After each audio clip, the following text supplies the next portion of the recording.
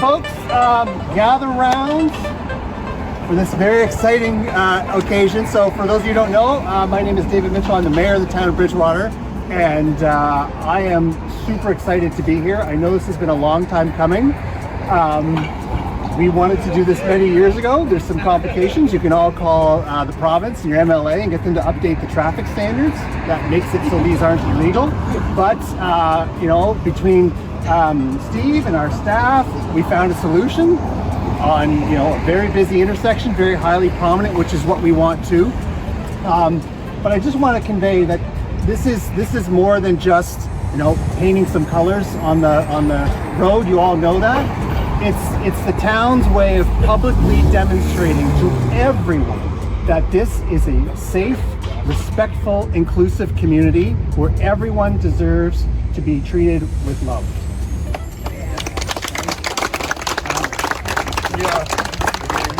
And I know for many of you it doesn't feel like that. So I fielded a few calls. Why are you doing this? Why are you spending the money? Well, because some people don't have the luxury of just walking around being exactly who they want to be, a full, true expression of themselves without someone judging, hurting them. We don't have to go down all, you know. So this is just a small thing that the town can do to express that this is everyone's community, regardless of who you are, how you identify, whatever it is. This is your community. And so we are privileged to be able to do this.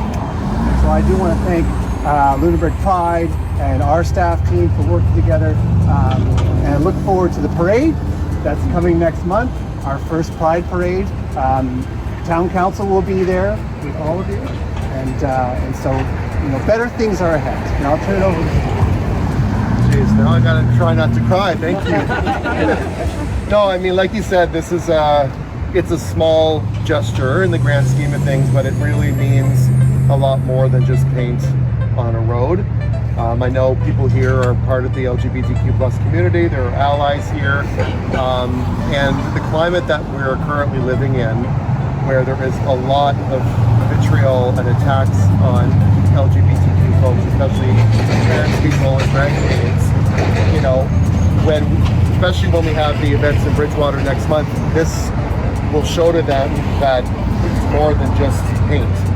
You know, this is a town that is welcome and inclusive to anyone, no matter the minority that comes out and tries to speak out against us, because, you know, we're not going anywhere. And it truly means a lot to me that we've worked through all the ups and downs with the rules and found a way to make it work, because it's so important that we have a crosswalk in Bridgewater, especially now that Bridgewater is growing and it's going to grow in the coming years. So I just want to thank everyone who came out, and this is wonderful that it happens to be in place before Pride Week next month.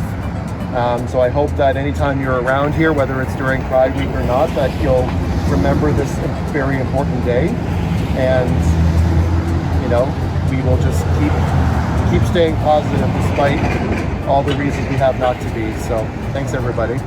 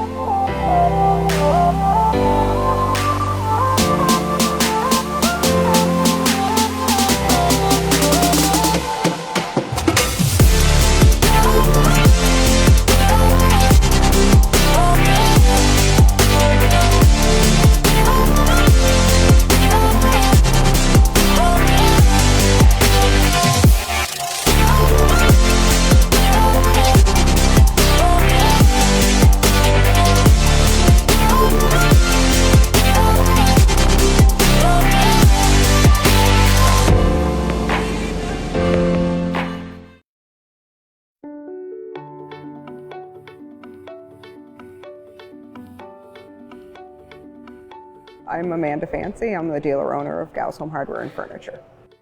We've been at this location for about a year. We started in 1848, way back when.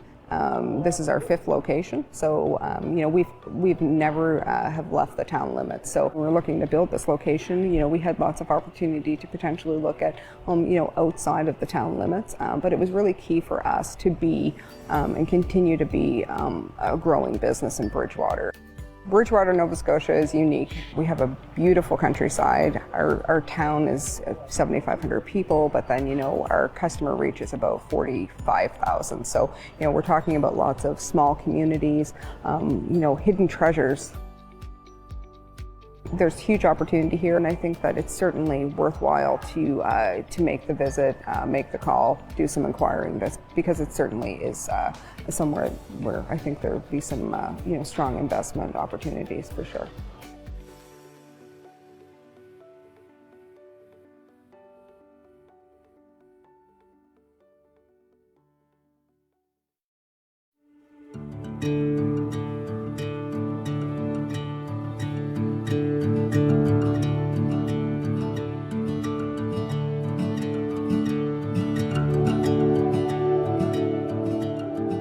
My name is Joey Richard. I come from Quebec, Montreal. I've studied opera at the Montreal Conservatoire of Music, so this is where I've learned about Italian, the language, and the food. And my passion just became bigger and bigger for food. I've been cooking for 20 years, almost. I opened a family business, but the only thing I forgot is that my family is still in Montreal, so I'm like, you know, I make new friends, I'm building this thing, but it is a family business here. My chef is like my brother, his wife is like my sister, so I mean, I recreated a family environment. We do the real recipes, starting from the real ingredients, and for Italian food, what the secret is, few ingredients and very fresh. So each recipe would be like 3-4 ingredients maximum. But I mean, it's just the best ingredients and makes it so delicious. If you think that it's impossible to have your own business, I'm the living proof that it is possible. People want us to thrive. We work together. So everybody helps each other. If you want to be part of a community, it is the community to be part of.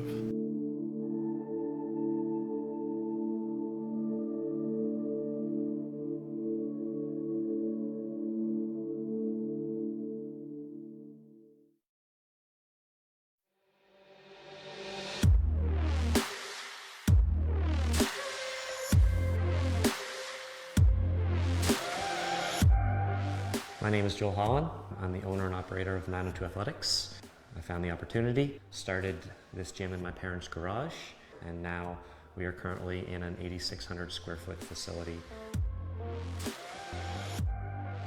A lot of people come here because of the community.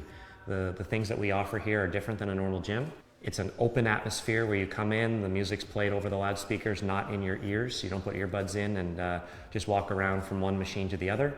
You focus on yourself, but at the same time you get to meet new people. We have 3 floors, which we do CrossFit, boot camps, athletic training, and personal training. We have so many other businesses that are growing our economy and feeding into it becoming more populated, a place where people actually stay as opposed to leave. We're growing, we're getting bigger, and a lot of people are on the same push to become a better Bridgewater. I love this place. It's my home, and there is no other place that I would want my business to be.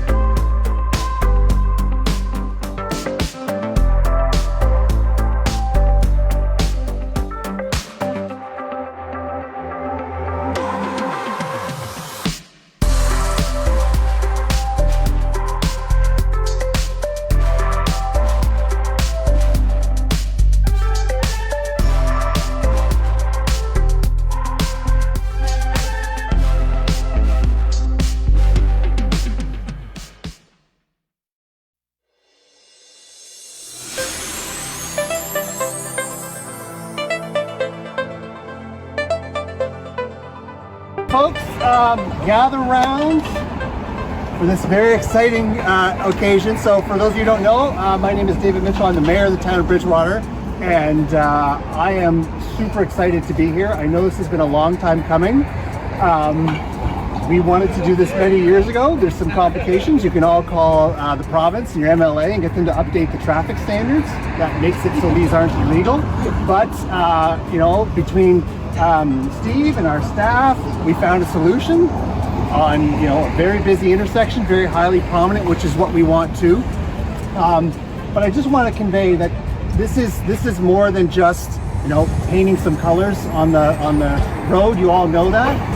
It's the town's way of publicly demonstrating to everyone that this is a safe, respectful, inclusive community where everyone deserves to be treated with love.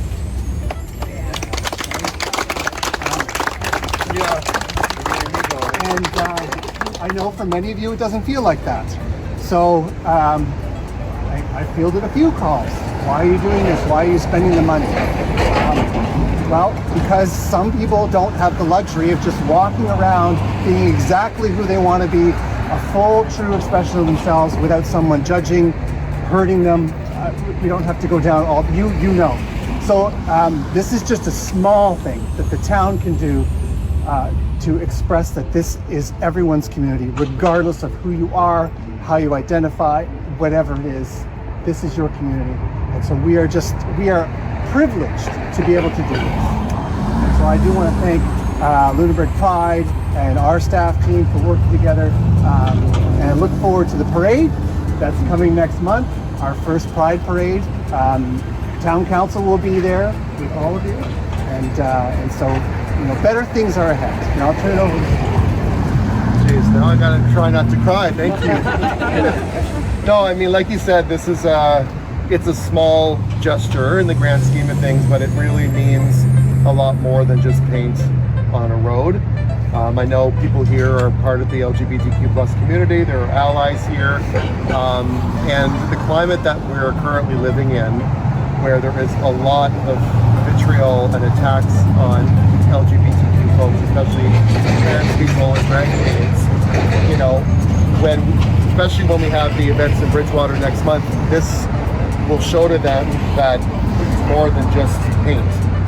This is a town that is welcome and inclusive to anyone, no matter the minority that comes out and tries to speak out against us, because we're not going anywhere. And it truly means a lot to me that we've worked through all the ups and downs with the rules and found a way to make it work, because it's so important that we have a crosswalk in Bridgewater, especially now that Bridgewater is growing and it's going to grow in the coming years. So I just want to thank everyone who came out, and this is wonderful that it happens to be in place before Pride Week next month. So I hope that anytime you're around here, whether it's during Pride Week or not, that you'll remember this very important day, and we will just keep staying positive despite all the reasons we have not to be. So thanks, everybody.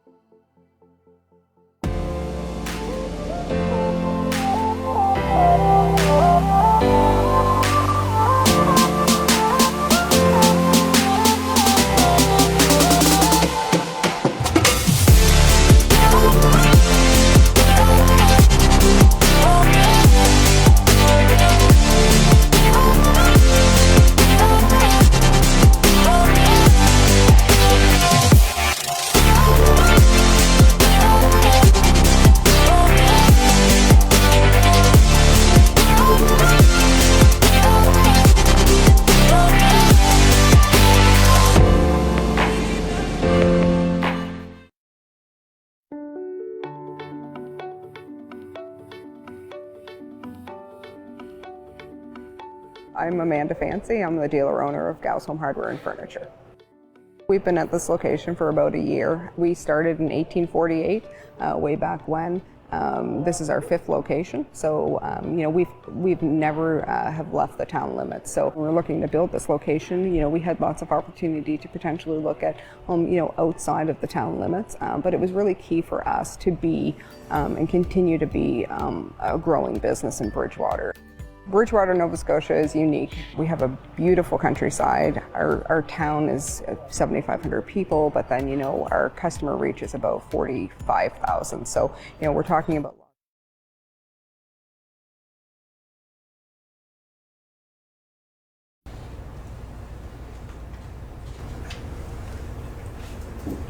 Good evening, everyone. I will call this regularly scheduled meeting of Bridgewater Town Council to order, and we are once again coming live from the Bridgewater Fire Hall as Council Chambers is undergoing some renovations. So we anticipate that we will be back in Town Hall for our next meeting, but if we're not, we will of course publicly announce it and probably be here.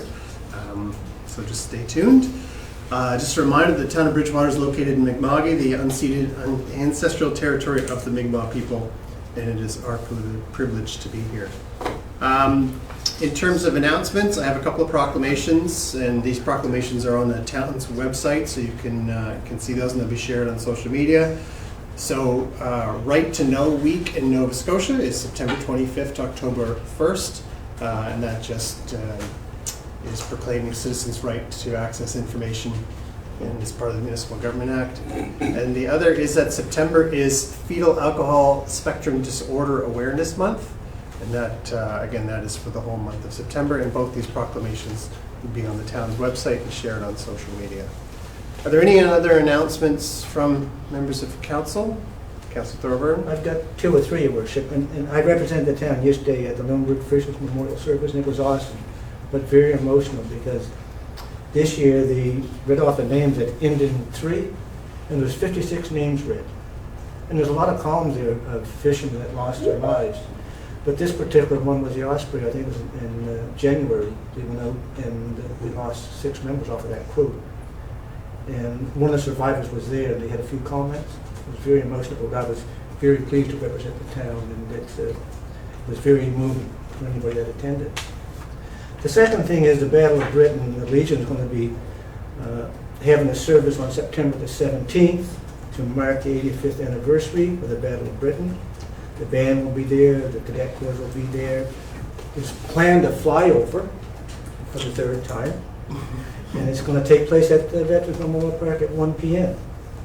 And the Battle of Britain ceremony is just to pay tribute to the first significant defeat of the Germans during World War II. The several members of the Branch 24 were aptly involved in that battle. So we encourage the public to join as we mark this very important anniversary. And this other one, I guess it's just for council, but I'll read it. EPR and PPP, NSFM has been advocating for that for a couple of years. The provincial government has passed the legislation. We're looking at probably 2.5 years to let the manufacturers take responsibility for the packaging, which will mean millions of dollars to the province of Nova Scotia, and therefore money to all the municipalities within that province. But they are going to have an online presentations on September the 20th at 4 p.m. and September the 27th at 4 p.m. So anybody that wants to join in and get a little update what's happening, please join in that presentation. That's it. Great. Thank you very much. Yesterday was the Family Fun Day at the LCLC, and I mean, it was hot. It was very, very hot. I think with what the original forecast was for rain and then the heat, I think a lot of people went to the beach, but those that attended had a great time. So thanks to all the staff from the LCLC in the town of Bridgewater that put that event on. And music was fantastic. I stayed for a bit and we'll enjoy some of that. Coming on Saturday, September 23rd is our Harvest Moon Music Festival downtown. So lots of performers, lots of great local talent. So that's throughout the day, but also the Canada Day fireworks that were postponed due to weather will be on that day. So that's exciting news, and obviously weather permitting, but second time's the charm probably for the fireworks, so fingers crossed. And Yeah, so just check out the town's social media feeds and website for the lineup of activities, and there'll be some street closures in effect as well. So for the fireworks especially. So just make note of that. Is there anything else from council? Okay. Hearing none, I do see that our delegation is here. So Matt Delorme is here to talk about the South Shore Sustainability Summit, which is next week. So welcome, Matt, and I will turn the floor over to you.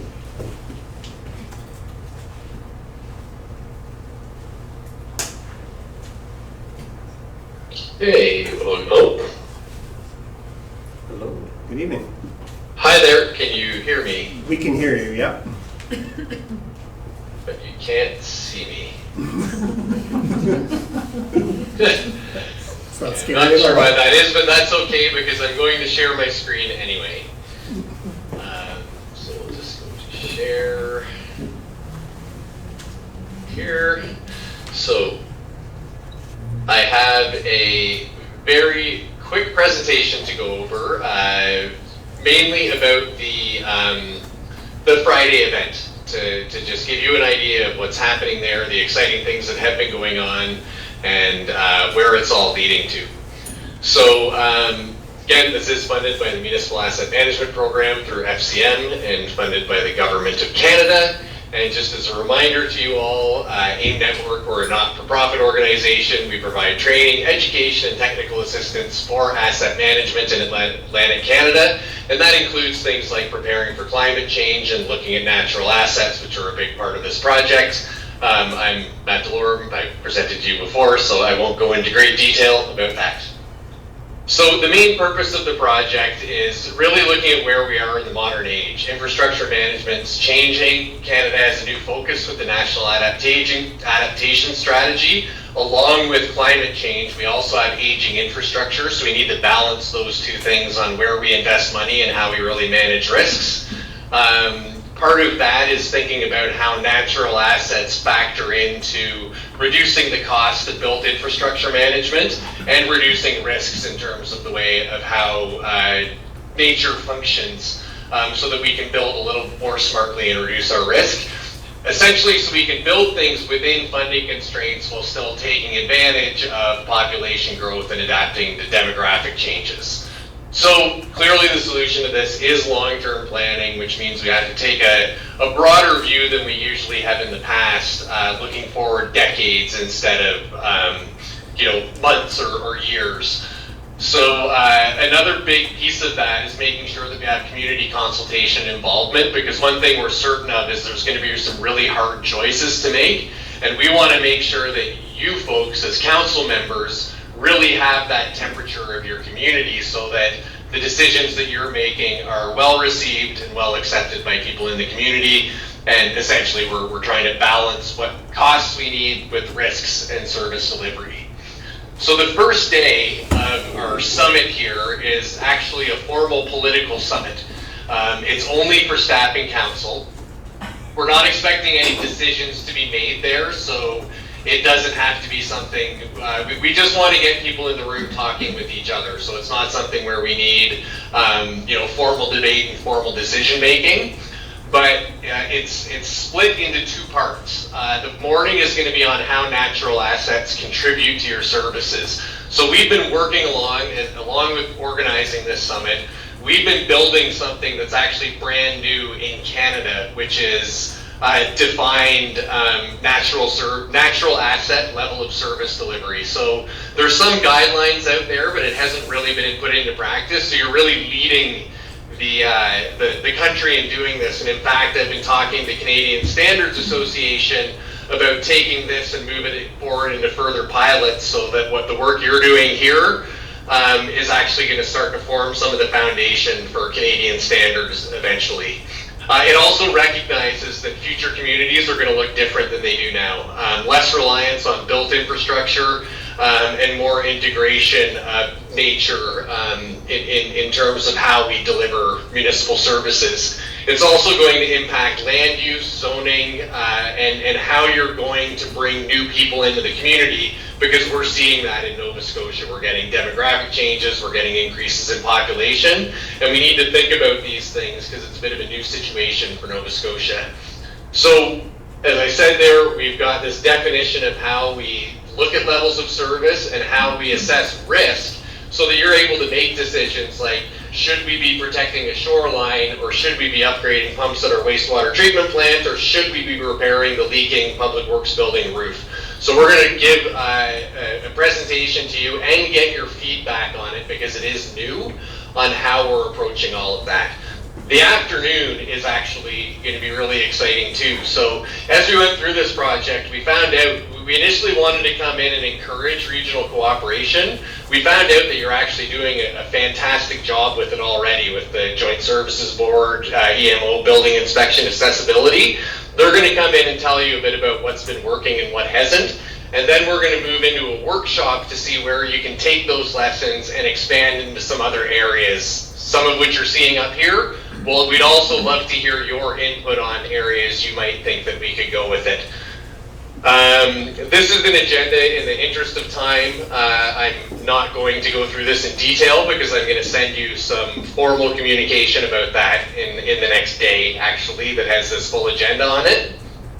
The second day is public engagement. Really, we want to make sure that there's some council representation there so you can hear community feedback on these difficult decisions like land use, coastal protection questions. Should you be doing infrastructure upgrades or planning for emergency response, and also preparing for projects under the new adaptation strategy, because your seeking funding is going to be a completely different world now because everything's going to start needing a climate lens to it. We're also looking to have that commitment to addressing climate-related risks. The punchline here is that you have to do that if you want to secure federal and provincial funding in the future. It's also a great place. We've got a ton of industry and NGO exhibitors coming there. We're up to about 35 of them. So it's a great place to get all of them networking and also you talking to them about what everyone's up to in your community. We're doing a public survey actually based on your Energized Bridgewater format so that we can get you lots of good information from people at that conference on what the temperature in your community is. And ultimately what we want to do is really increase people's education and engagement around climate issues because we have to have an engaged public in order to make these tough decisions. So outcomes here, we're going to have the defined levels of service, projected costs related to at least one critical natural asset, but most importantly, your staff is going to have the process ready to keep doing that indefinitely into the future. Same thing with the risk assessment. How do you compare natural to built assets? That doesn't exist right now. You're going to have it. Built with tools, templates, and a roadmap. Everything that AIM does is open source and free to municipalities, so the foundation you're laying here is going to be available to municipalities across Canada. We're also hoping from the Friday to have a roadmap of actions to expand that regional cooperation, and then those resident surveys from the Sustainability Summit. So I think I went a little bit over the 5 minutes I'd intended. I apologize for that, but I will open it up to see if you have any questions for me. Any questions from members of council? All right, no, we're all set. Okay, great. We're really hoping to see you all out there. And one thing that I did leave out that you would see on the Facebook page is there is a Friday night event at Firkenstein's, which is sort of good news storytelling. What good stuff's going on in the community? If you want to come out for that too, that's sort of the recreational part of the summit. All right, perfect. Thank you. Okay, well, thank you. Appreciate your time. And if you have any questions that come up later, don't hesitate to reach out. Thanks, Matt. All right, moving on our agenda, we've got the minutes from August 8th special council meeting and the August 14th regular council meeting. Any errors or omissions with those? Hearing none, can I have a motion to approve? Councillor Tanner, seconded by Councillor McDonald. All those in favor? Motion is carried. Thank you. And we are down to planning and application, withdrawal of municipal planning strategy amendments, flood mitigation requirements for the LaHave River Development Agreement, or development area, I guess. So Mackenzie, is that you? Yeah. All right. I don't have a presentation or anything for this. I'll just speak really quickly. Yeah, perfect. And so I should probably just, in case anyone in the public saw this on the agenda or is asking questions, we are not doing flood mitigation for the town. Like, I know flood mitigation is on the community's mind, but you're going to explain this is for a property and it's because they have another Yeah. solution. Yeah, and I can touch on that Okay, too. I just don't want anyone confused about why is the town of Bridgewater withdrawing from flood mitigation? Yeah. We are not. Yeah, no, so this is for a specific property. We received an application in 2022 on behalf of Black Bay Real Estate Group to look at options to amend the municipal planning strategy to ensure that policy that's regarding flood mitigation isn't overly restrictive. And this came about from their application at 388 King Street for a development agreement. So since that application, they found solutions that worked for them and council approved that development agreement. So the application to amend the MPS is no longer needed, so that has been withdrawn. Staff are now working on engaging consultants to continue work on flood risk and amendments in a few different ways right now, and so that will also look at municipal planning strategy amendments. Okay. Any questions or comments from the council? No? Okay. Down to, where are we down to? 440 King application? Yeah, application for development agreement. Great, thank you. So this is an initiation presentation for proposed amendments to the municipal planning strategy to expand residential permissions in the historic downtown commercial zone, or the C1 zone. So staff received an application to construct a two-story building containing a bar, a restaurant, and a single-unit dwelling at 440 King Street. The proposed building would be 3,200 square feet, and the property is approximately 4,400 square feet. A development agreement is required for this application because the property is located in the LaHave River Development Agreement area, so there's extra policies to look at there. And to enable a development agreement, an MPS amendment would be required, and this is because currently single and two-unit dwellings aren't permitted on King Street even if they're above a commercial use.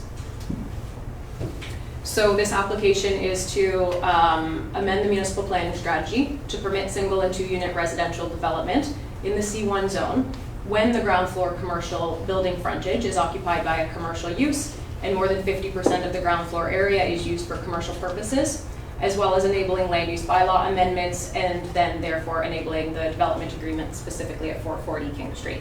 But this presentation is focused on the MPS amendments. So the C1 zone is the traditional commercial center of town, and it offers a range of retail, professional uses and services, and residential. And the C1 zone is shown in, it's a little off color here, but in pink along the river. And 440 King Street is specifically outlined in black there, and it's located directly beside Viginoista Park for context. So the C1 zone permits a wide range of uses. It permits multi-unit residential development, where the ground floor building frontage is occupied by commercial use and more than 50% of the ground floor area is used for commercial purposes.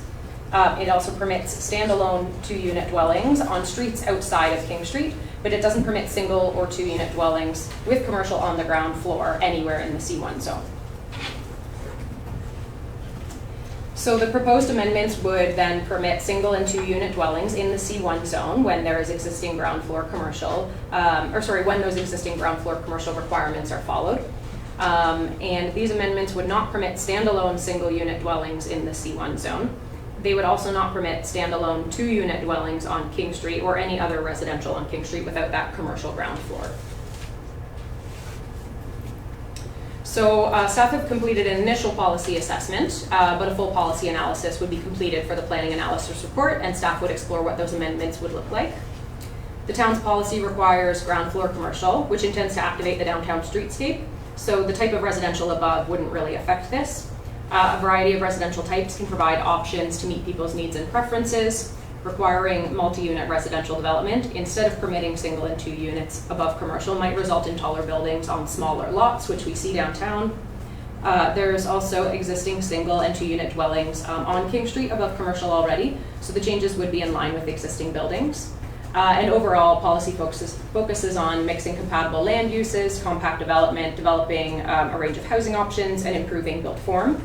So overall, it goes within those themes, but staff will look at that more in depth for the planning analysis report. So staff recommend that town council direct staff to work on the requested MPS amendments to expand residential permissions, and staff would then concurrently work on the application for 440 King Street for the development agreement. Any questions from council? Councilor Bobo. This is sort of an aside from the issue at hand, but related. So I think this proposed development would have public water access. So would there have staff discussed, or would you discuss extending Pinnajuiska Park down in that direction? There's been conversations about that at the application stage. The applicant or the developer is interested in that. So since we're kind of focused on the MPS amendments at this point, we haven't gone into any further conversations or exploration about that, but that is something that we want to look at because they're nearly connected now. So. Yeah. Okay. Other questions or comments? Is someone prepared to make a motion? Councilor Thorburn, thank you. I would move that town council, town of Bridgewater, direct staff to begin the municipal planning strategy and land use bylaw amendments process to permit single and two-unit residential development as well as multi-unit residential development in the historic downtown commercial C1 zone when the ground floor building frontage is occupied by a commercial use and more than 50% of the ground floor area is used for commercial purposes. Thank you. Seconded by Councilor Conklin. Further discussion? Hearing none. All those in favor? Those opposed? Motion is carried. Thank you. We're down to 361 Victoria Road, application for NPS amendments to enable concurrent land use bylaw amendments. Initial report.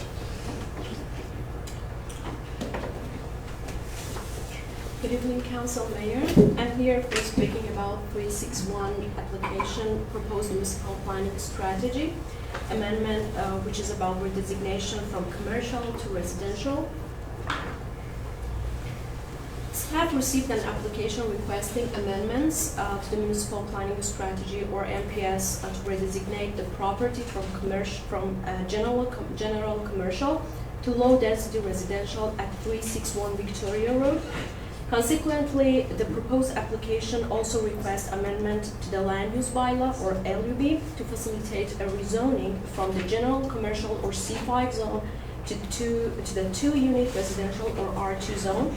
The application is requesting a change in zoning to accommodate a conversion of the existing commercial use to a residential use. The property at 361 Victoria Road is currently located in the general commercial zone, and it is designated as general commercial on the future land use map of the municipal planning strategy, of which facilitates the general commercial zone. Residential uses are not permitted in the C5 zone. This is the context map that shows the subject property, which is located on Victoria Road, close to the town boundary. The lot is 547 square feet, which equals 50.8 square meters in area. The subject property is designated as general commercial on the future land use map of the NPS, which facilitates the general commercials or C5 zone. Prior to the existing commercial use, the building was used as a single unit dwelling. In 2021, the single unit dwelling was converted to commercial. The intention of changing from residential to commercial was to operate the business as the Tropical House Plant Shop. The applicant is pursuing the property's redesignation and rezoning for residential purposes with the primary goal of facilitating its sale. As shown on this map, the property is adjacent to properties in the general commercial or C5 zone illustrated by the pink color and near properties in the comprehensive residential R3 colored by dark yellow, and near properties in the comprehensive residential or R3 colored by dark yellow, two unit residential or R2 with the light yellow, and single unit residential or R1 zones cream color highlighted. The present land uses for the two properties abutting the subject property are a funeral home and parking lot. And these two properties, as displayed on this zoning map, are located in the general commercial or C5 zone. A rezoning to 2-unit residential or R2 could not proceed if the property is not redesignated. The subject rezoning request can only be enabled through a redesignation to low-density residential in accordance with displayed future land use map of the municipal planning strategy. The designation of the property and the surrounding properties can be seen on this map. The general commercial designation identifies all lands which are highlighted brown color on this map that are intended for a broad range of commercial development along or close to major arterial streets in Bridgewater outside the downtown core. To enable a map amendment to the zoning map, the first step is to redesignate the property on the future land use map and to allow single and 2-unit developments. The most appropriate designation to pursue is the low-density residential designation, which are colored in light yellow. The low-density residential designation includes 2 zones, single-unit residential R1 and 2-unit residential R2. Conversely, the general commercial designation includes 3 zones, which are urban commercial zone C3, group commercial zone C4, and general commercial zone C5. Rezoning to R2 would then permit a single unit or 2-unit dwelling. Considering this property is currently designated general commercial, an amendment to the future land use policy map or map 2 of the municipal planning strategy is required for council to consider the request to rezone to 2-unit residential zone. A full policy analysis would be completed for the planning analysis report, and staff would explore what the amendments could look like. Staff have identified this recommended option for Town Council to consider. Direct staff to work on the requested map amendment to the future land use map of the municipal planning strategy to enable a map amendment to the zoning map of the land use bylaw to facilitate the rezoning to 2-unit residential or R2 zone. Thank you. Thank you. Any questions from council on that? No? Pretty straightforward? Okay. Is someone prepared to make a motion? Councilor McDonald. I move the Town Council for the Town of Bridgewater direct staff to initiate the requested municipal planning strategy amendment to redesignate the property at 361 Victoria Road in the form of a map amendment to the future land use map from the current general commercial designation to the low density residential designation, including concurrent land use bylaw amendments. All right, thank you. Seconded by Councilor Coughlin. All those in favor? Those opposed? Motion is carried. Great, thank you. Down to 6.4, wastewater system capacity constraints and NPS amendments. You get the fun one. Yes. Okay, good evening. Yeah, this is a big topic. So staff are seeking council's direction to proceed with municipal planning strategy amendments and as well land use bylaw amendments to place conditions on as-of-right development that necessitates a new sanitary service connection within the town. At a discussion session on May 15th, 2023, staff received direction to investigate policy options, and more specifically, the creation of a holding zone in areas of known wastewater capacity issue. This topic originates from concern due to the growing amount of information we have with respect to the physical pipe capacities within the wastewater collection system, which relates to sanitary sewers and combined sanitary and storm sewers, and the town's ability to permit growth without an assessment of wastewater systems, considering the current development pace and the current collection system capacity constraints. These proposed amendments concentrate on as-of-right development, which would necessitate new or larger wastewater sewer connections. As-of-right development means permit issuance at the discretion of the development officer. There may be conditions attached to that approval, such as in the site plan approval process, but in no case does that review contemplate the adequacy downstream of our wastewater collection system.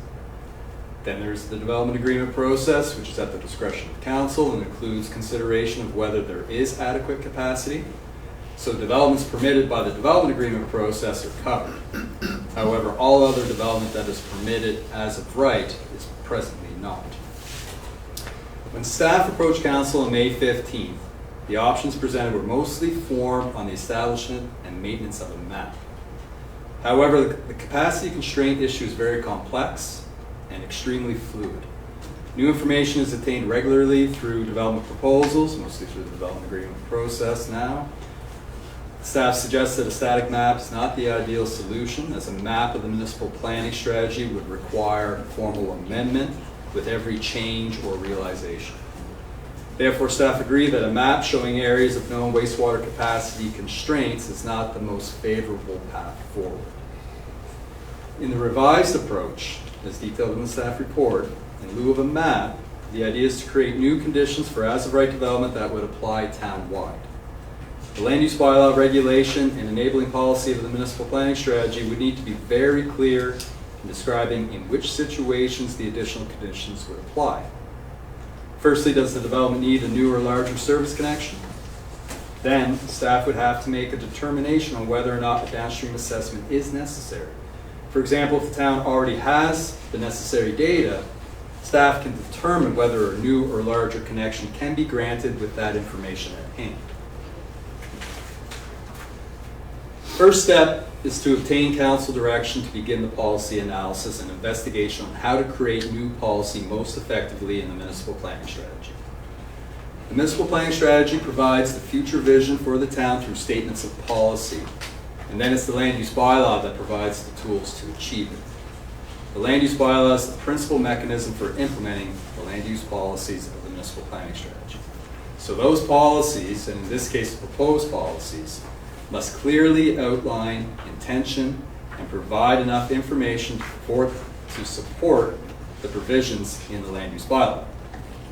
Now, staff have formed preliminary amendments that, subject to council direction this evening, will be further analyzed, potentially augmented, together with the town's engineering department before coming back to council. The underlying goal of the proposed amendments is to regulate development in a manner to not further exacerbate wastewater capacity issues, while still enabling growth where capacity is available.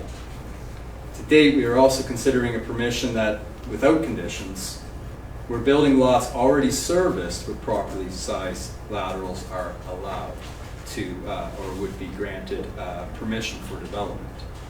To accomplish this, as mentioned, the proposed approach is to require the downstream wastewater capacity assessments for all development, regardless of type and zone, where a new and larger service connection is necessary to accommodate that development and use. Again, presently in our thinking, existing lots with appropriately sized services stuffed at the property line and ready for connection would be excluded. The natural exemptions become those lots already serviced. So infill opportunity, not needing upsized sanitary services. Residential conversions to add a secondary unit. Accessory or backyard dwelling units where the accessory structure cannot be further subdivided to be on a separate lot.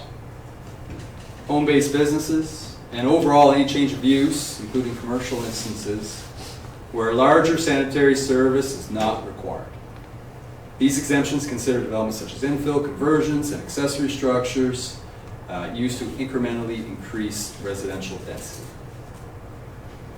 The proposed amendments to the municipal planning strategy would include new policy background under Section 15, Municipal Infrastructure, regarding adequacy of sanitary services, in addition to new policy statements to enable the new regulation in the land use bylaw. The policy would make the evaluation of wastewater capacity a requirement for any development that includes a new or larger sanitary sewer connection, including those developments permitted as of right. Policy would also clarify that any evaluation would be the responsibility of the developer where necessary information is not available from the town. The town engineer would have authority and discretion on the provision of any new or larger service connections, and that decision would be made in consideration of available wastewater collection system capacity at the time of development permit issuance or application. Like the municipal planning strategy, Clarity within the land use bylaw is very important. We want the public to know what conditions exist for development. In this case, regulations repeated in a few locations and made to stand out is the key. The proposed amendments to the land use bylaw would include new regulation under the general provisions to introduce the requirement for any development that includes a new or larger sanitary sewer connection to be assessed with submission requirements incorporated. Staff would propose an asterisk with regulation above the permitted developments of each zone and a new provision under the special requirements sections of each zone in addition to the general provision to confirm and clarify that any development that includes a newer or larger sanitary sewer connection shall be assessed and approved in consideration of available wastewater collection system capacity at the time of development permit application. And we have some other considerations for council. First and foremost, the amendments proposed are intended to be interim in nature. Also, the development charges project is crucial to this work and the larger conversation of the goal of reducing the risk of developing both residential and commercial properties in Bridgewater. Not only will the town have a full wastewater system model for a complete picture of constraints or opportunities, but we will be able to derive a cost contribution model to facilitate cost sharing arrangements for infrastructure upgrades. The development charges project should take 2 to 3 years to completion. It is presently being rescoped and is a priority for staff. The assessments being completed as part of the development charges project will assist in identifying system upgrades for further capital project discussion. More immediately, staff will be investigating an interim capital cost contribution policy to help direct staff when the town receives requests to upgrade wastewater infrastructure, not currently included in the 10-year capital program, to support developments that cannot proceed without those infrastructure improvements. Additionally, the review of the town's planning documents is scheduled to restart in 2024. That process will take approximately 3 to 4 years to completion. And in consideration of the fully modeled wastewater system, planning policy and enable development regulation to be aligned in a manner to manage the wastewater capacity constraints and growth most effectively. The plan review can also examine other ways to mitigate concern with wastewater capacity, so the proposed wastewater related amendment should be designed to exist until plan review is completed. So with that, it is recommended that council direct staff to begin the process of amending the municipal planning strategy to enable amendments to the land use bylaw in a manner similar to those described. Questions from council? Councilor Colwell. Have prospective developers who may be impacted by this been consulted, or will they be consulted?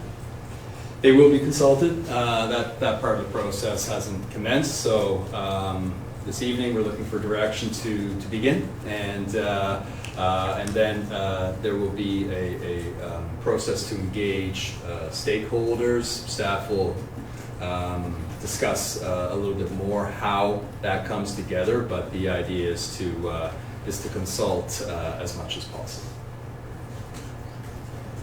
Questions or comments? And Councilor Thorburn. Yeah, Nick, would it be fair to say, based on your experience and knowledge of the situation, that we know now where we can build and where we have capacity not to build within the town boundaries? We don't know enough. We don't know enough? We have some information. This development charges, infrastructure charges project is crucial to augmenting that information. So we have we'll say a theoretical view of where development can occur, but we need more concrete data to help inform those decisions with any certainty. And that's why we need the downstream assessments. Although theoretical in nature, they are a good step forward. We need that development charges project and the modeling of our systems to take place, and that is the importance of that project. And that will give us a clear picture.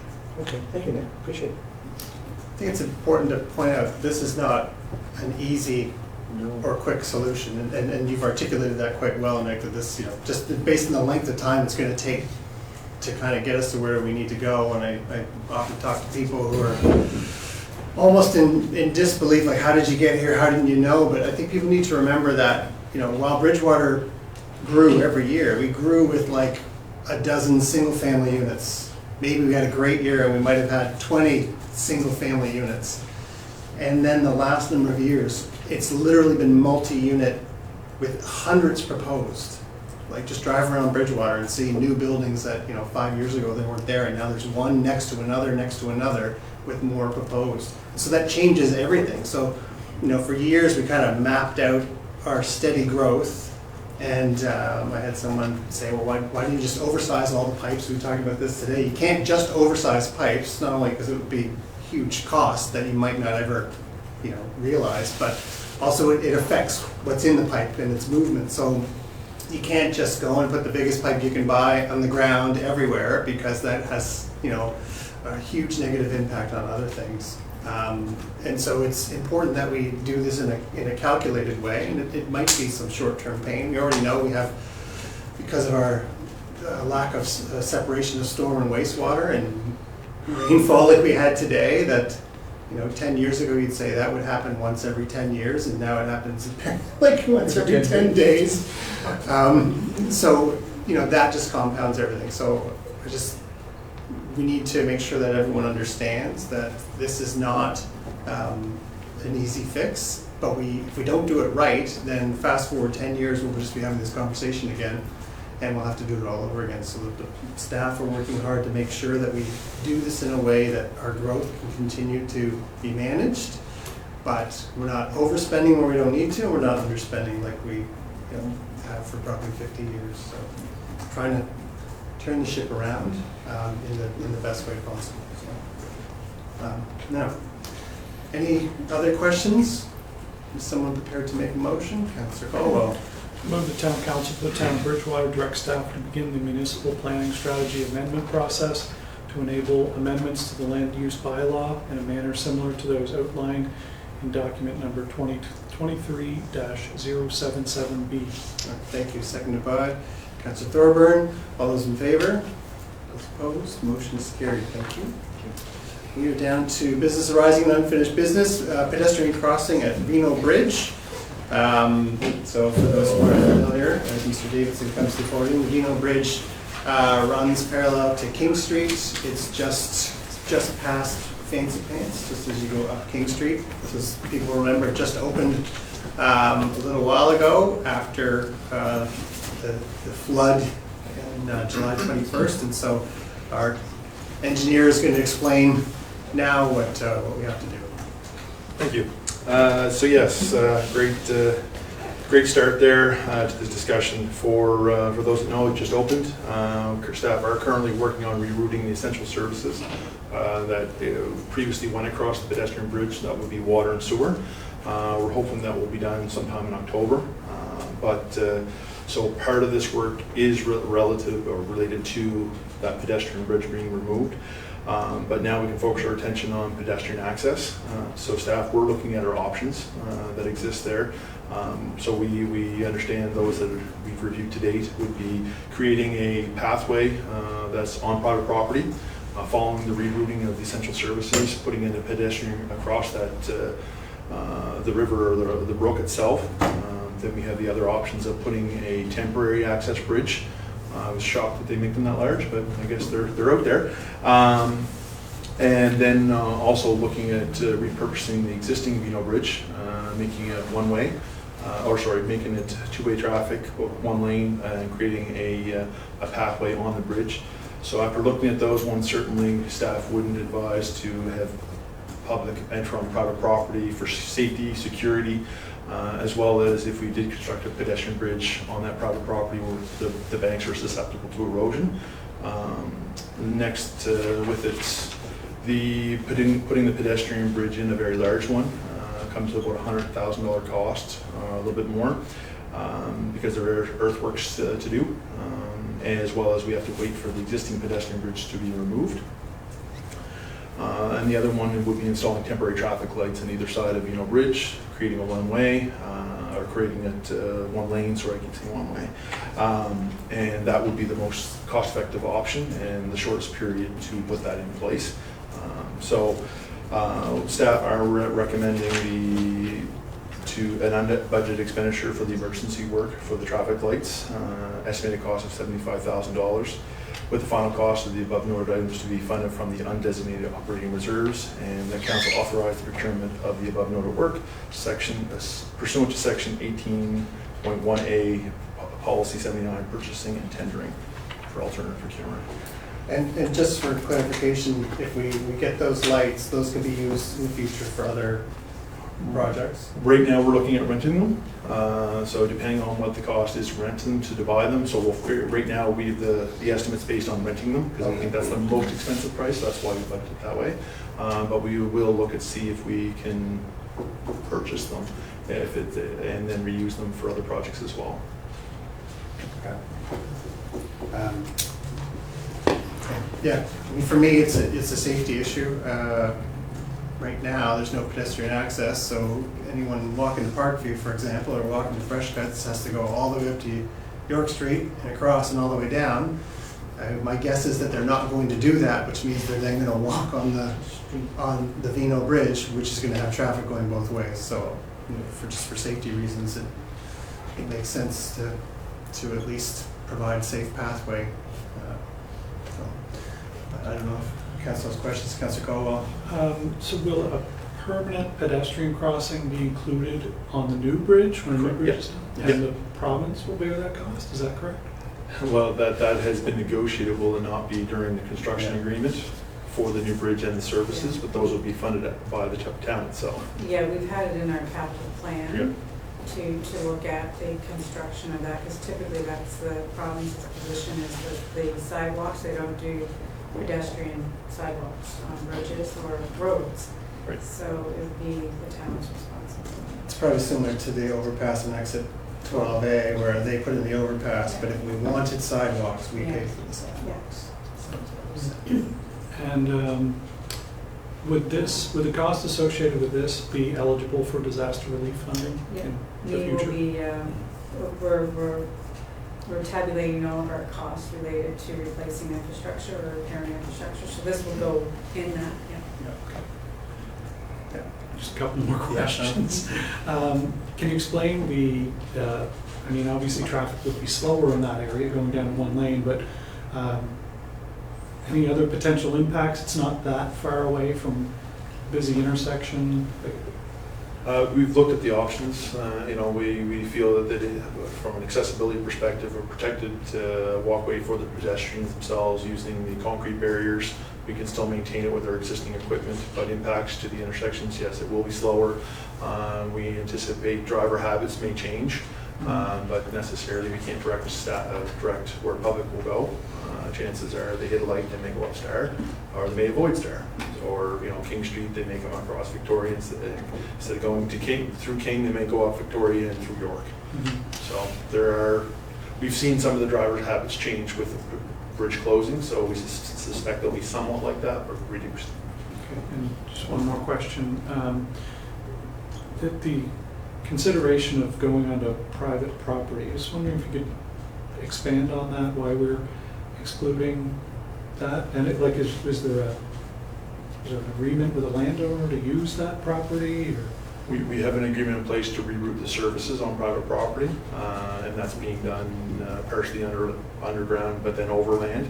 But to put in a pedestrian access, we'd have to actually construct abutments for the temporary bridge, and now you're into the brook area which is susceptible to erosion, which I prefer to stay away from that situation too, because I think it will only get worse given the amount of rain we're having this year. Would it be possible to time the lights so that when you're traveling northbound from the main intersection, because I could see a problem, say, when Parkview gets out and we got a lot of cars coming southbound and there being a fairly long red light. We'll probably take some time to tinker with the timing to make sure make sure it fits or suits the traffic flow that's on King Street. To get it right for school in versus school out, it may be difficult, but we'll do our best to time it appropriately. That was my question too. Just, so we're responsible for the pedestrian portion on the rebuild, right? Correct. So why don't we just get like a 3-lane bridge? And then block off one lane. Can we go with that? No? No comment at this time. You're a little sneaky. No, who knows? Maybe. They might be onto that. Yeah. 2 ways, 1 way. What's the chance of them watching this right now? My understanding it's already been designed, and we're expecting that. The last conversation with the Department of Nova Scotia Public Works is that it's anticipated the new bridge will be in next fall, or the work will begin next fall. Okay. So the estimate that was given of 75,000 was from staff for the temporary, whatever option was given was based on the fact that at least the town of Bridgewater will be responsible for 1 year. Yeah. And then after that, hopefully we can work with the Nova Scotia Public Works to either continue that temporary option through them or something else.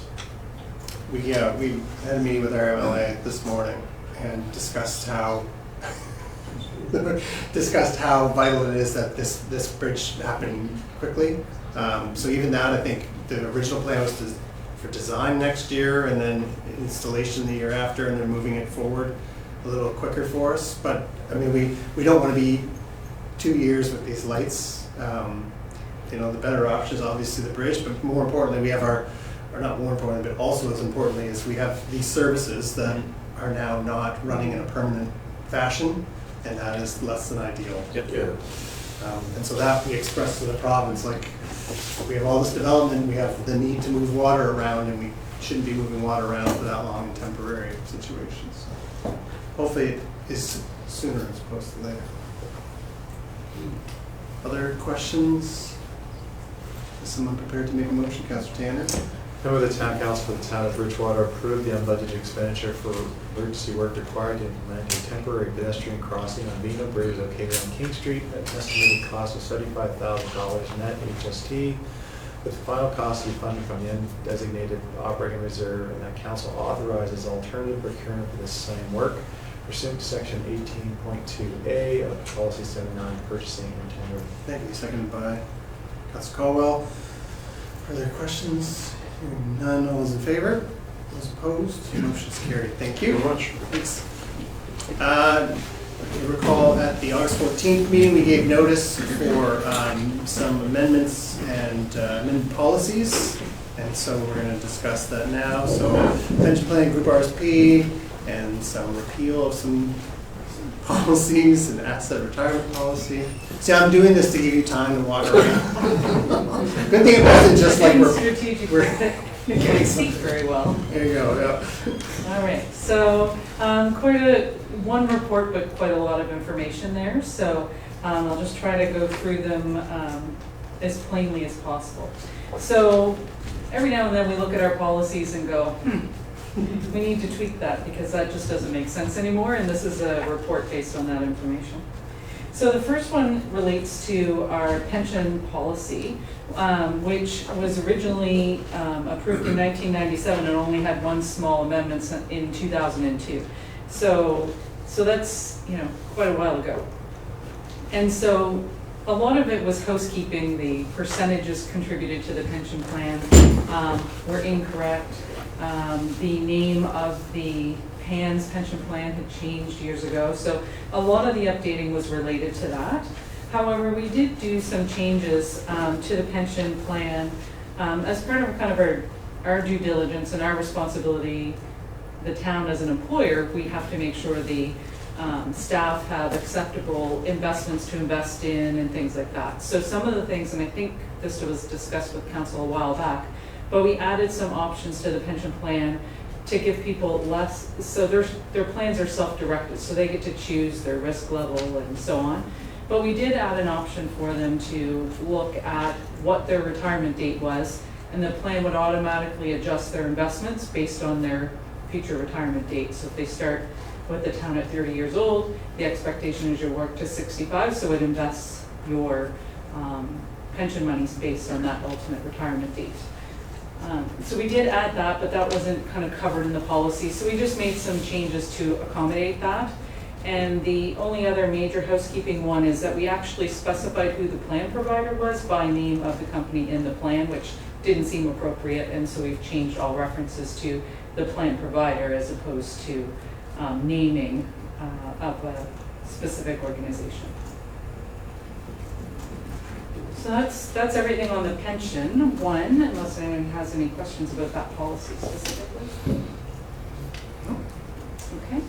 The next one relates to, it was originally called use of town-owned vehicles, and so this policy existed within our non-union policies, so it didn't necessarily apply to all staff.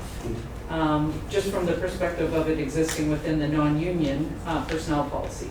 So we will be suggesting that that section of that policy be repealed and this added as a brand new policy so that it applies to all staff. There's a couple of things that triggered the need to change that, and one of them was that our insurer has been asking for more and more information on our employees, driver's abstracts, whereas they might be focused on a specific group like transit. They've now changed their focus to wanting to know a lot of information about all of our drivers of all of our equipment.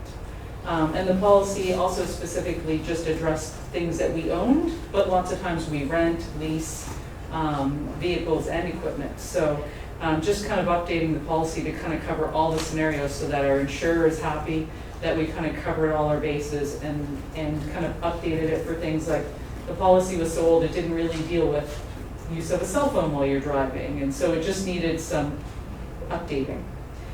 So that's for the most part what basically everything changed in the policy just to accommodate all those little bits, and we did review that with our insurer with regards to reporting accidents and things like that. So that's the next policy. That was the next one.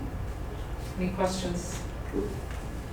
Yeah. We don't condone the use of using cell phones That's while we correct. drive, So right? we now say that in our policy, as opposed to being silent on it. Yeah, okay. Yeah. Councilor Caldwell. Section 2.1.3 refers to people driving the work cars for personal use, so the public may be interested in knowing what, under what conditions are they allowed to be driven for personal use. Right, so I for can answer that one. Okay, I know you've been asked before. So Yeah, I get this a lot. So if you have a staff person who's on call, they still have to do their errands, but also be ready on a moment's notice. So they may be driving a town truck to go to the grocery store. I've been in the grocery store when a public works supervisor has had to leave his shopping cart in the middle of the grocery store with his spouse because he was called to an emergency. But that's one, like the main reason why they would use it for personal use is because they have to leave on a moment's notice, and going home, just they don't have that kind of time, especially if it's a water main break or something like that. So that would be the one that would come up 99% of the time. Is I get a phone call saying, I see a public works supervisor with their spouse driving around a town truck. Why? And that's the answer. And I would support that 100%. So it's yeah. So and the policy does indicate, and which is what we follow, that the departmental director would have to approve that employee to be having that vehicle, having access to that vehicle at home for that purpose. It's not just whatever employee felt like driving the vehicle at that time. Yeah, otherwise it would be very rare. Like if we had a staff person who was going to a conference and taking a town vehicle, but they had to leave at 5 o'clock in the morning because it was in Cape Breton, they might take the car home that night. I know there's a staff person using the town vehicle today because they have to bring all this gear here, but they may take it home because they're not going to go back to town hall at 9 o'clock at night. I'm not saying we're going to be here at 9 o'clock at night, but so little situations like that. But all with approval. All right. And so the third policy is an accounting rule policy, basically, and it relates to asset retirement obligations. So in 2 weeks' time, when I present the financial statements to you, I'm going to talk to you again about asset retirement obligation. But this policy just kind of completes the circle on new accounting policy that we have to adopt. All municipalities in Nova Scotia have to adopt this as of April 1, 2022. So they're all going through the same process, but basically, where there's a legal obligation for us to incur a cost to remove an asset at the end of its useful life, we have to acknowledge that cost in today's dollars, even if it's going to happen in 20 years' time. So if there's asbestos floor tiles, asbestos ceiling tiles, we have a radio tower that at the end of its useful life, we can't just let it crumble, we actually have to dismantle it and dispose of that. So anything, but there has to be a legal obligation to do that. So asbestos, for one, is covered under the Occupational Health and Safety Act, actually requires the employer to know what to do with the asbestos, and it would have to be removed from the building prior to the building being torn down, for example. And so we have to kind of estimate how much life is left of the assets that might have asbestos, and so on. So that's part of the process we're going through for our year end. But this policy just kind of puts it in writing, much the same as we've been dealing with our asset management plan and putting some policies and procedures in place around asset management, which says we're going to long-term plan for when assets need to be replaced. This is not dissimilar. The timing of this was needed before that. Otherwise, asset retirement obligation really would have formed part of our managing our assets, so we not only know when we need to replace it, but what cost there is to dispose of it when we're done with it. So most of it relates to assets constructed before the 1980s, when asbestos was kind of used in all kinds of things, lead paint. That's primarily the types of assets the town in particular has, but waste sites, landfills, things like that require a whole new calculation this year for entities with their own landfill. We just don't have one. Any questions on that? Councilor Tanner. I found it somewhat disheartening that you had to actually put in a policy about using cell phones, given cell phones are illegal, using your cell phone in a vehicle. So I'm curious if vaping is allowed in a town vehicle. Would that fall under smoking? I don't know if it would fall under smoking or not. Yeah, I have to check it, like, because it's Smoking smoking. public. It will be now. I'm just curious. Yeah. No, that's a good question. We do, just on the cell phone thing, there is safe operating or standard operating procedures of that. That's state, you can't use a cell phone. You might not have it in the travel policy, but there. The cell phone part is in the policy. I just don't know about the vaping because. Yeah, I don't know about that. Just curious. Okay. What is it in, like, you can't smoke in a car if there's a child in the car. There's no, But can you, under the Motor Vehicle Act, you can't do that. Can you vape in a car with a child in the car? I don't know what the rules are. But I would suggest that if you want that amended, we should be them do that. I would support that. Anyway, any questions, Councilor Thorburn? Just a couple, this is off the wall. Do we ever check our employees to make sure they have valid motor vehicle license? So that's what part of this policy actually allows us to go through the process, or it's the starting point in obtaining a driver's abstract. So what we will eventually get to with this policy being in place is that once a year, we'll send our list of employees who can drive town vehicles, and we'll send that off to Access Nova Scotia, and they'll send us back the driver's abstracts for everybody on that list, and we'll just do it every year. There'll be a slight cost to that, but it'll just be within operating budgets.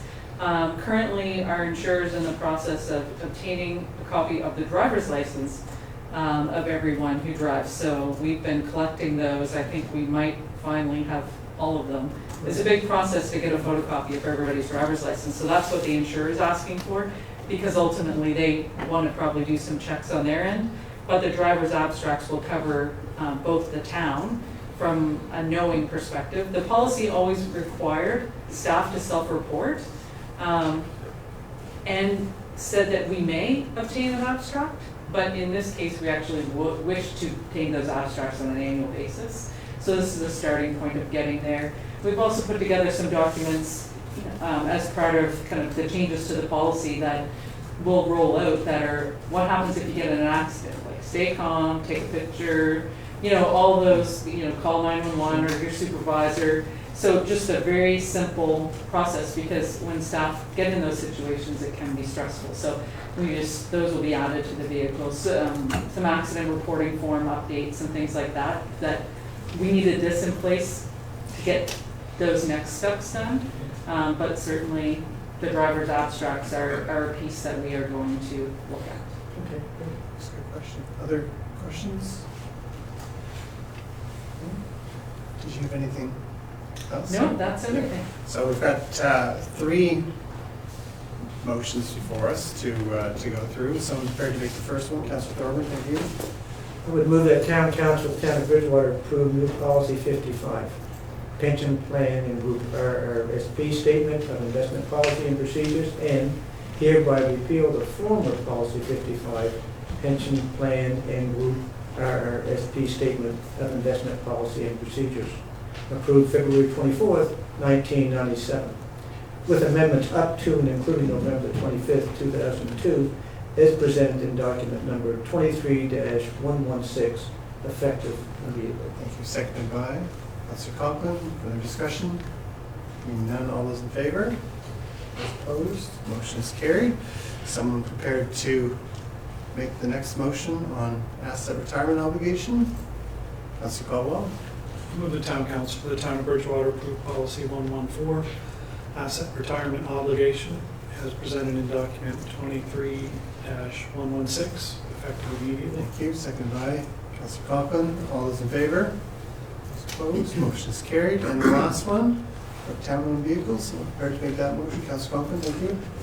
Excuse me, I move that Town Council for the Town of Bridgewater, 1, approve policy 116, use of town-owned vehicles, and 2, repeal section 8.8, use of town-owned vehicles in the Personnel Policy and Procedures Manual for non-union employees, as presented in document number 23-116, effective immediately. Seconded by Councillor Tanner. All those in favor? Opposed? Motion is carried. Thank you. Down to 10.3, the second and final reading for tax exemption, Chapter 184 for the John Howard Society of Nova Scotia. So on August 14th, at the council meeting, council conducted first reading of amendments to Chapter 184, the tax exemption bylaw for nonprofit organizations, to enable 629 King Street to remain on the list of eligible properties for full tax exemption. 629 has been on the list. It, however, had the previous owner noted. And when the use ceased and the property was put up for sale, the John Howard Society purchased the property. They then contacted the town and requested that they remain on the list for full property tax exemption. Council's bylaw sets out the criteria that is required to be met in order to qualify for consideration for tax exemption. And there's criteria for both full tax exemption and partial tax exemption. So partial tax exemption would bring it down from commercial to residential, and full would exempt the full value.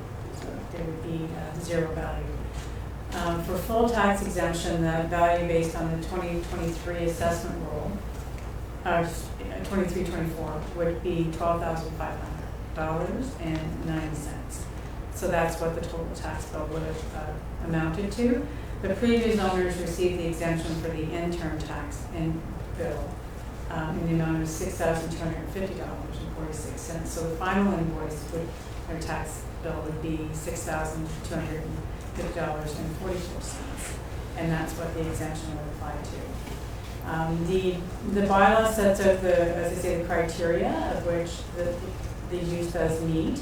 For full exemption, the criteria states that those selected occupants would deliver a service otherwise offered by the municipality, or a service not likely to be offered by the town, but is supported by the town as a priority community need.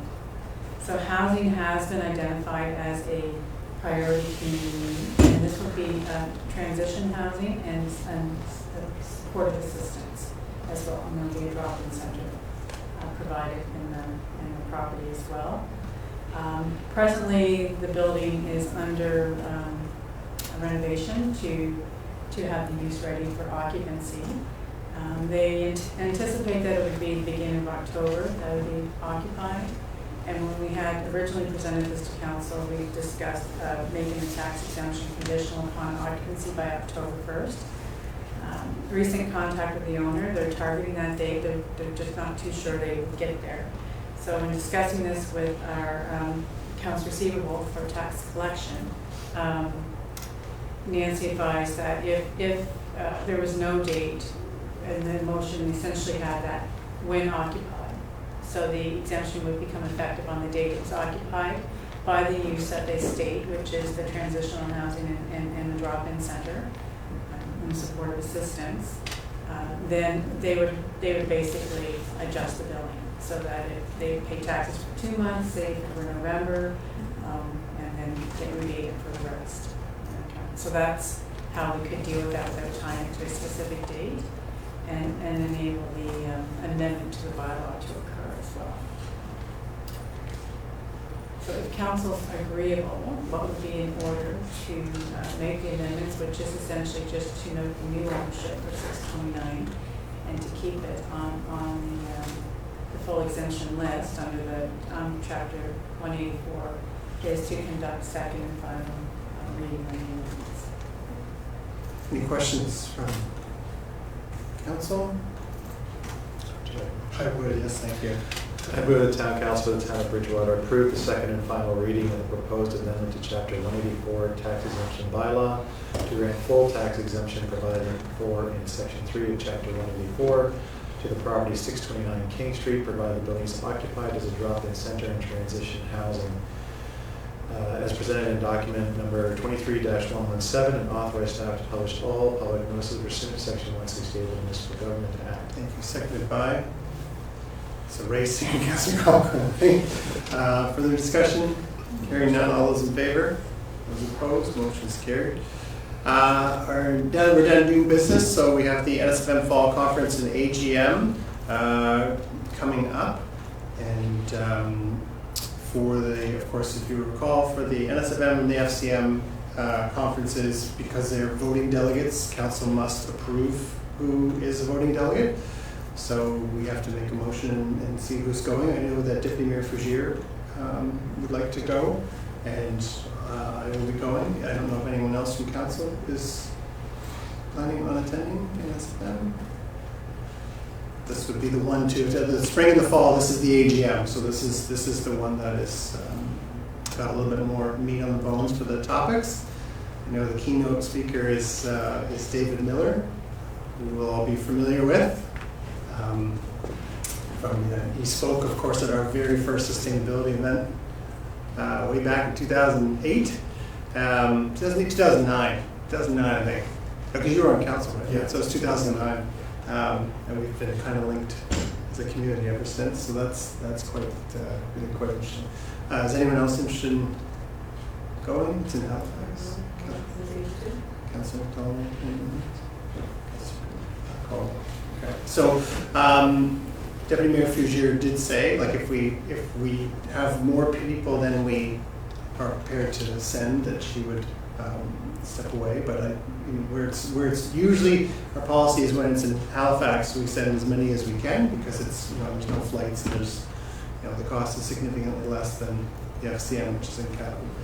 So it's myself, Councilor McDonald, Councilor Colwell, and Deputy Mayor Fougere. Is that everybody? So is someone prepared to make a motion to appoint those delegates? Councilor Coughlin? I'll try. I move that town council for the town of Bridgewater appoint Mayor David Mitchell, Deputy Mayor Cheryl Fougere, Councillor Stacey Caldwell, and Councillor Jennifer McDonald as delegates for the 2023 NSFM Fall Conference and approve registration and other reasonable associated expenses. Thank you. Seconded by Senator Tanner. Further discussion? Hearing none. All those in favor? Those opposed? Motion is carried. And Amanda, is it you or Julie that are working on those? Julie's working on those? Half. I've got some other issues to take care of. All right. Someone's going to reach out to you about making those arrangements for you. Yeah. Okay. This will be your first NSFM, correct? So this will be good. Well, it's trial by fire, isn't it? Yeah. So it'll be very, I think you'll find it quite informative. That's all I'm going to say. All right, next one. This is the first here. Relocating Legion request to relocate armored personnel carrier to Veterans Memorial Park. I have to declare a conflict of interest. I'm a member of the Legion, so I really shouldn't should I? Well, you will receive no financial gain personally. I just wanted to make it clear it was required to go set, you know. Yeah, it's whatever you're personally comfortable with, but there's no, you're not gaining any advantage by voting on this. Okay. Unless you are going to personally be paid to drag the carrier forward, but then I would pay to see that. Okay, so this is a request to relocate the armored personnel character that's at the rear of the Legion parking lot now to Veterans Memorial Park. There is a lease agreement for space at Veterans Memorial Park or the Civic Cemetery area with the Legion. And any change in use or activity that occurs there that's outside the norm requires safety of the council. So this is why this request is there. This is proposed to be moved by Legion, and we have brought it to council for council's agreement with respects to its relocation. And the lease agreement deals with all of the issues related to indemnities or liabilities and those types of things. Any questions? I mean, to me, it makes sense to. Yeah, and we're actually going to put a pad in there and have it moved and placed on the pad, and actually going to paint it white, peacekeepers colors. Okay. It's down there in the corner that nobody can see, and it's been there since the early 80s. And it's an important piece of history for the Legion, and we only thought it was fit that it should be over there where people walking in the park will see it. So we'll get some attention, and that's why we wrote the letter to try and get the support. That's confident. Just wondering if there's a concern of people climbing on the vehicle or any vandalism or. That's why the insurance requirements, Yeah. well, and certainly that was brought up at our management meeting about concern over little ones climbing it and hanging off it and doing that type of thing. And that's why the insurance requirements would be there to ensure that the town would not be liable. Yeah. The Legion may want to consider some type of barrier that would prevent children from getting under, and that may come all the time as you observe. Yeah. Put a sign like that, the wave at Halifax. Yeah. Highly effective. It is all welded shut, so nobody can get into it. And it's set over there since the 80s. And Probably a good time to remind parents that they're responsible for their children. We'll put a sign on it. Yeah. Okay, and that's all going to be done before this year's. I'm not sure if it can be now. We're reaching out to try and get equipment that's heavy enough to move that. It's fairly heavy, so the weather's not overly kind to pouring a pad. But the flight's coming to put the basin for us over there, sled, to put it on, so it'll be done professionally. Excellent. Any other questions? With the doors being welded shut, it's going to be hard to steer it, move it over. Not moving it. Actually, when they come here and for us to cancel, we was hoping that it was supposed to be operational. That's what we were told. But once they got there, they took the motor out and took everything off of it, and they got everything shut. So it really didn't turn out to be what the Legion expected it would be. And we can't even move that without going through Dominion Command and getting approval to do. We try to get away all the time. Is someone prepared to make a motion? Councillor Caldwell. Move the town council for the town of Bridgewater approve the request of the Royal Canadian Legion and allow the relocation of the armored personnel carrier to Veterans Memorial Park located on the corner of York and Victoria Road. Seconded by Councillor McDonald. All those in favor? Those opposed, motion's carried. Thank you. Next is 11.3, giving notice for public participation. No, that's not public participation meeting. PPPM amendments. Personnel policy.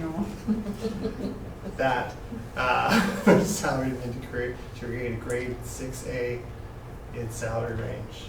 I read all that the first time with like students on my mind. Like, I don't think you can hire grade 6 students, but I don't know, like summer camp. I don't know what it was. Did you want to just talk quickly to that? Just quickly to it. These are proposed amendments that would reflect, the need to adapt our policy to changing labor markets, as well as changes in positions that may require greater skill and responsibility than initially ranked. So we've identified the need to look at a new band, which would be not a director band, but not the manager band either, in between the two.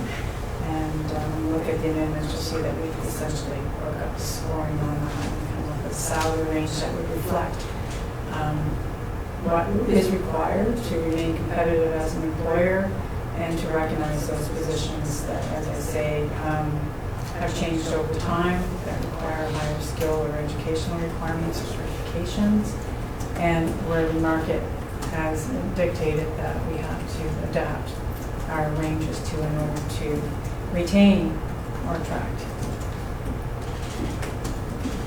So that'll be coming back to the September 25th meeting. So again, for the public, this is us giving notice that this topic is coming back in the future meeting, and that future meeting is our next one, which may be at Town Hall, maybe here, but it'll be, no matter what, it'll be on the 25th of September.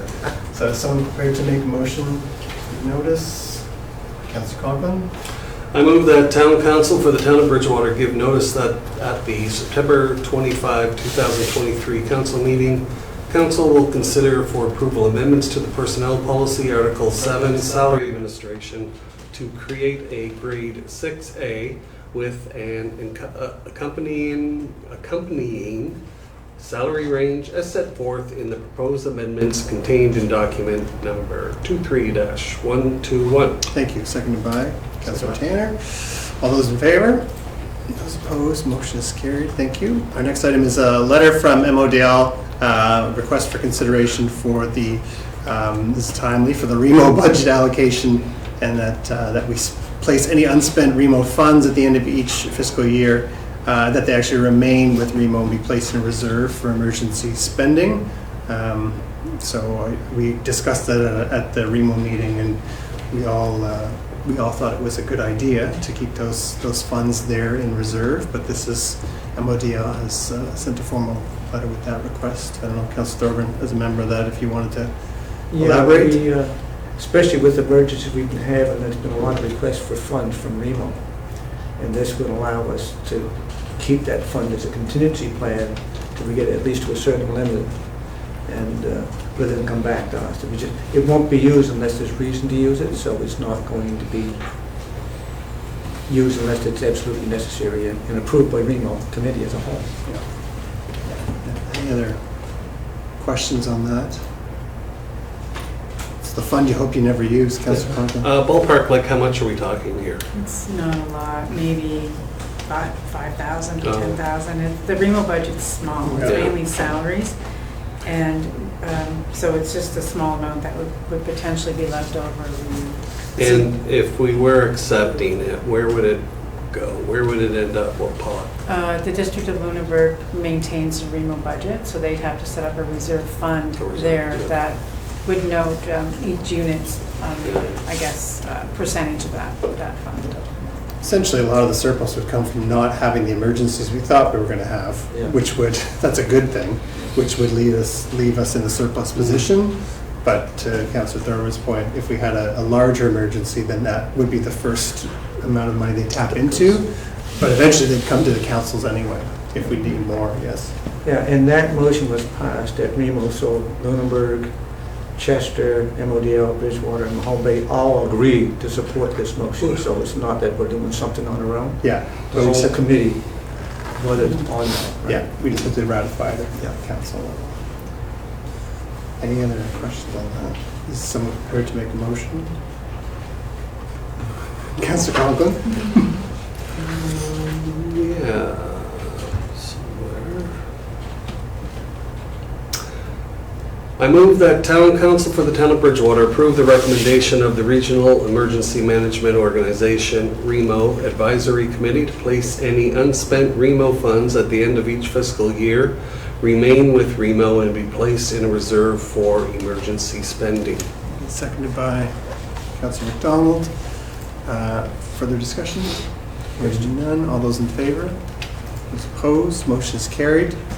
Probably a good time to remind folks to follow the REMO, Lunenburg County REMO social media feeds and download the Town of Bridgewater app, especially if we have a big storm and we have some road closures or transit detours or whatever it is. Even thinking of that Harvest Moon event, if there's road closures and traffic detours, that all shows up on the app, which is free.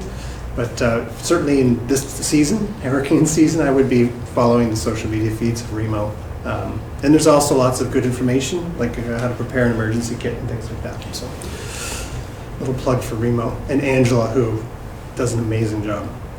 11.5 are the briefing notes from our discussion session from the August 8th meeting. So we had a member from Central Open Doors Association come to council. We had a good long discussion on their project and where they're at. And so all that information is in our briefing notes, which is also in the agenda packages, which are on the town's website. So you can refer to those at any time. Our next item is tender 23-06E, supply of 2023 or newer 5-ton truck.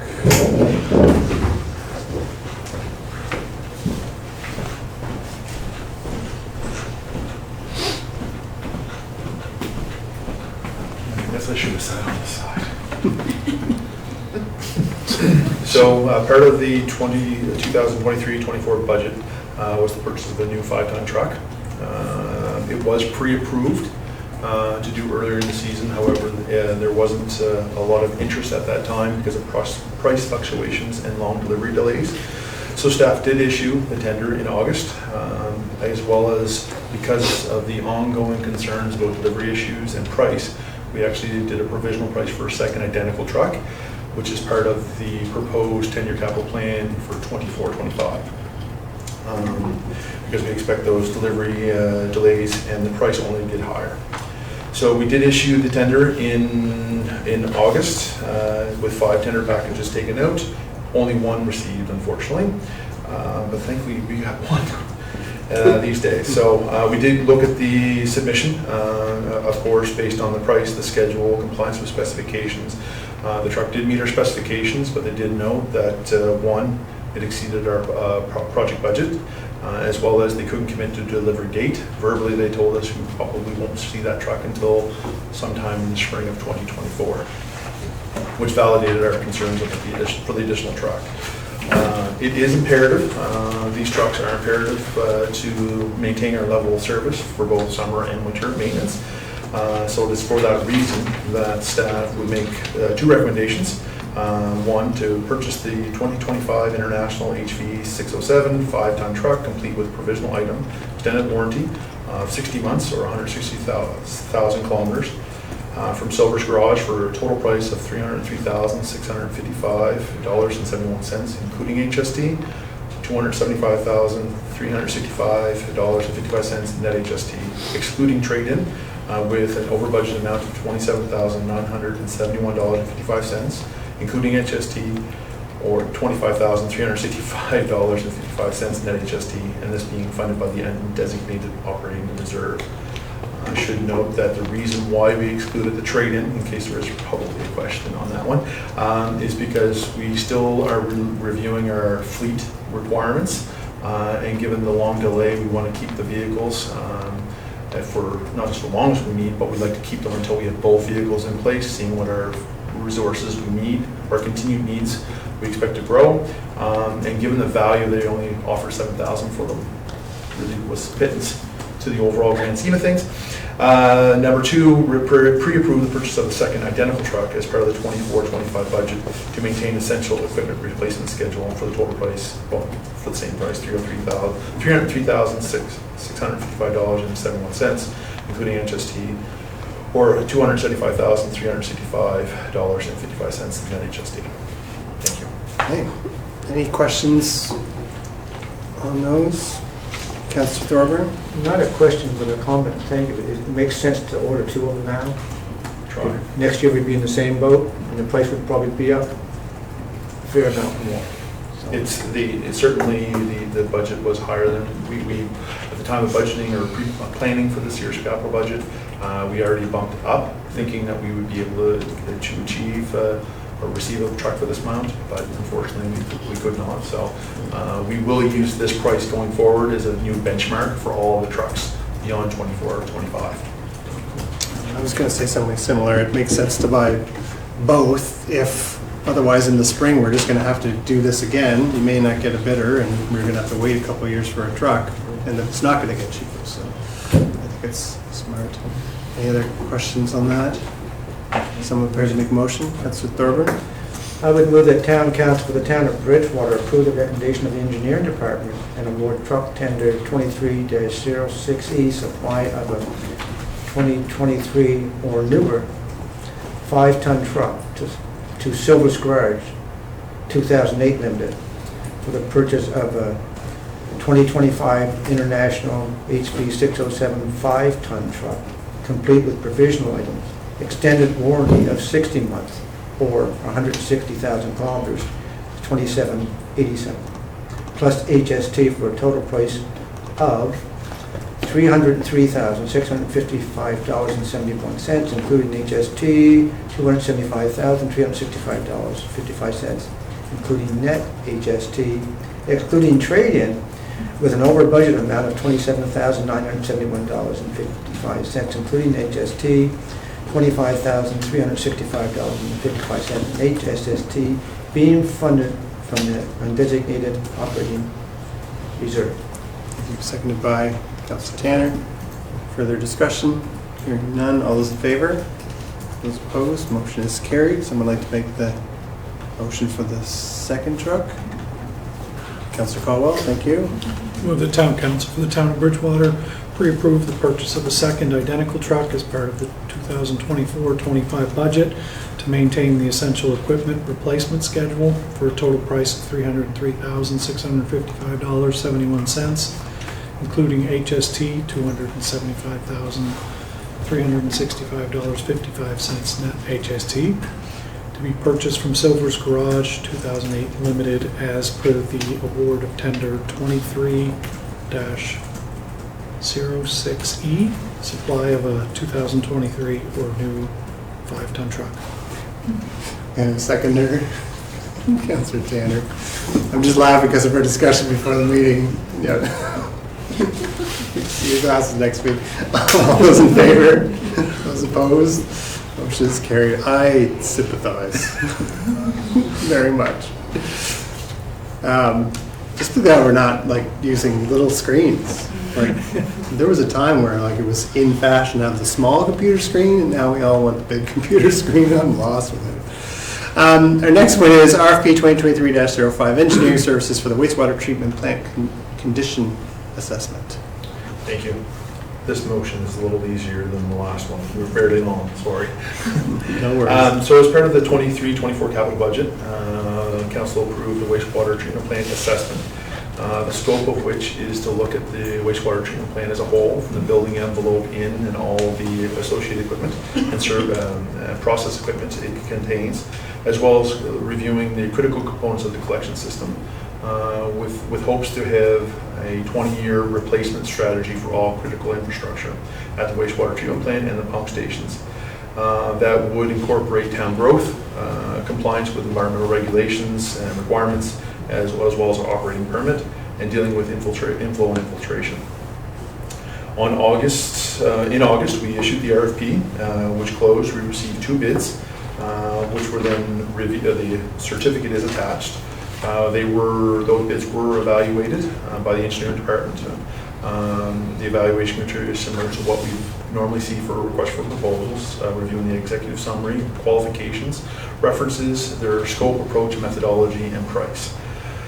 It should be noted that in order to evaluate their non-technical or price score, they have to receive a minimum bid of 75 points. In this case, CBCL is the only bid that received the minimum above the minimum score, and therefore is the only compliant bidder. The approved budget for this project is $120,000 net HST. So the additional funds, if approved, would from the wastewater reserves estimated at $50,019.45 would be required to complete the full report. We understand that it is certainly over budget, and council could choose not to award, but understanding that we do not anticipate the consultant pool to increase, nor the price to I guess decrease if we were to go back out to market. So in that case, staff would respectfully recommend that the request for proposals for engineering services RFP 2023-5 wastewater treatment plant condition assessment report be awarded to CBCL Limited for an estimated cost of $147,843 plus HST, or $170,019.45 net HST, using wastewater reserve funds for the budget overage. Thank you. Questions from Council Tanner? Matt, I assume as part of it, it said it would help you predict costs and so on and create a 20-year replacement. Will they also give you estimated values of those replacement pieces?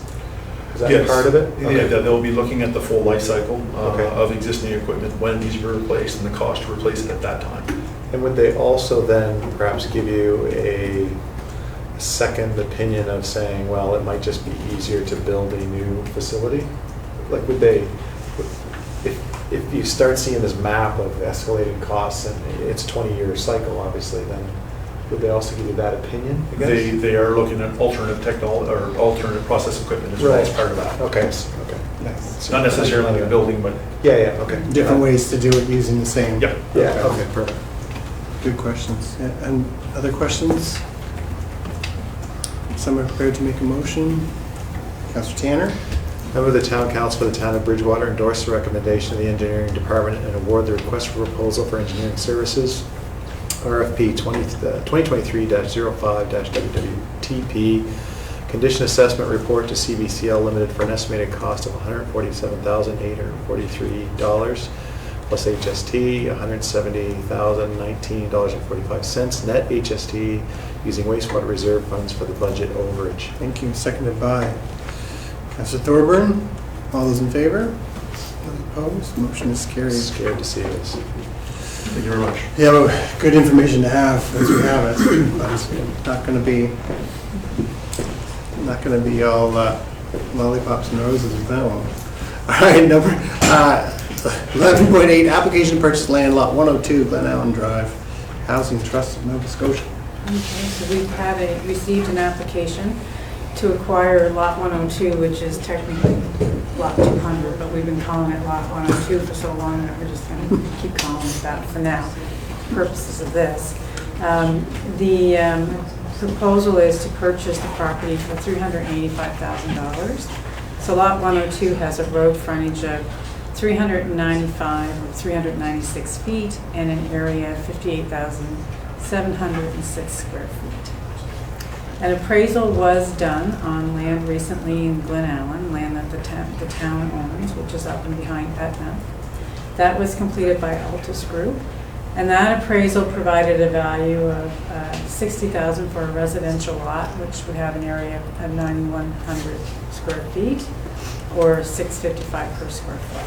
So when you take that value and you apply that to lot 102, you come up with a value of $384,000. So the offer price does meet market in terms of having an appraisal that supports or backs that up. And therefore, staff can recommend to council or advise council that that test required under the Municipal Government Act for market value has been met, and that is what's being offered. The proposed development is to look at placing 20 to 24 affordable housing units for healthcare workers on the site. The lot presently is zoned neighborhood commercial. And as council is aware from previous proposals, we do require the zoning to change on that property in order to enable the affordable modular units to be placed on that lot. The agreement itself has a few conditions that are required to be met prior to the sale actually going through.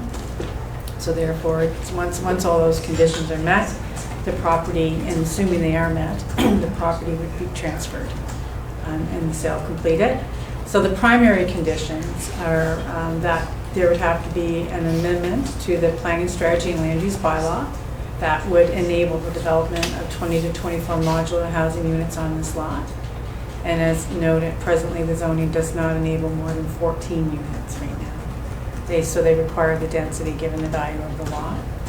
Council had already given direction to staff to commence that some time ago. So you'll note that the motion is suggesting that you direct staff to recommence that process because it was kind of moved down on the list of priorities. There's the Housing Trust Board approval that's required. Council normally requires a buyback agreement. If there's any funding that's provided for this project provincially, as you know, they typically like to put a lien on the property, so it may be coming back, and we certainly did highlight that the buyback agreement would be subservient to any provincial lien that may be on the property. That's the way they like that, given the amount of their financial commitment. They want the first charge or first lien. The intention of the buyback agreement is, in this case from the town's perspective, is not an affordable housing buyback agreement that we'd be looking at. It's one to ensure that the development occurs. So it's about timelines, and that's typically what we look for when we're selling land at market value, is that the land doesn't just sit, that a development occurs. But the province would be ensuring that there's affordable housing. Yeah, any type of funding that may be provided, and that's really up to the Housing Trust to secure, but any type of funding that may be provided would normally come with conditions that get attached to the property to ensure affordability. So given the conditions, and the primary one that takes the longest amount of time is the MPS and IUB amendments that would be required to facilitate the development, the proposed due diligence date would be February 28th. So a bit of a longer closing period, but you can't really satisfy that condition until council goes through the process of amendment, so that's why. And then closing would occur 30 days after that date. Any proceeds from the sale of land is required by the Municipal Government Act to be placed in the Capital Reserve Fund. And in this case, because we are selling directly, there are no real estate brokerage commissions applied to this lot. Our expenses will be legal costs associated with the transfer, and of course staff time in doing the amendments.